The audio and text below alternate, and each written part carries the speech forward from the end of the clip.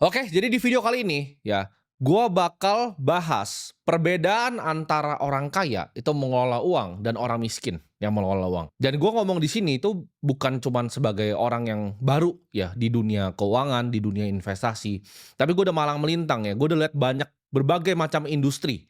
Ya dari industri sawit, dari industri klub malam, dari industri perbankan. Dan ini adalah pelajaran yang sebenarnya gua ambil dari ya konglomerat-konglomerat lah.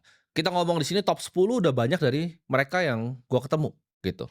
Banyak gue belajar dari para naga-naga dan inilah ya, 3 hal yang menurut gua sangat membedakan antara prinsip mengelola uangnya orang kaya dan orang miskin. Supaya dari sini, dari pengalaman gue pribadi dan pengalaman-pengalaman para konglo ini kalian bisa belajar. Orang kaya percaya bahwa kemiskinan itu adalah mindset dan pola pikir, ya. Memang ada yang namanya kemiskinan secara struktural, ya. Memang sulit untuk keluar, tapi bukan berarti lu tidak bisa melakukan sesuatu untuk mengubah hidup lu menjadi lebih baik.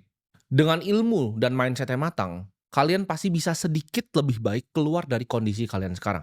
Itu yang kalian harus tanemin dulu nih, supaya pikirannya terbuka untuk bisa menerima informasi yang gua akan sampaikan. Gua nggak akan pernah janjiin kalian apapun di sini ya. Jadi kaya itu adalah game yang sangat-sangat sulit. Mungkin dari kalian semua yang nonton di sini, 2,8 juta orang yang nonton di sini, yang jadi kaya mungkin yang beneran jadi kaya cuma 20 ya.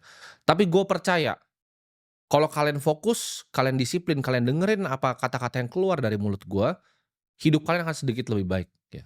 Gue nggak ngomong kalian bisa jadi kaya raya ya, tapi hidup kalian jadi lebih baik itu pasti ya, bukan dalam 1 sama 2 tahun, tapi dalam 20 tahun kalian hidup ya, hidup kalian pasti jadi lebih baik.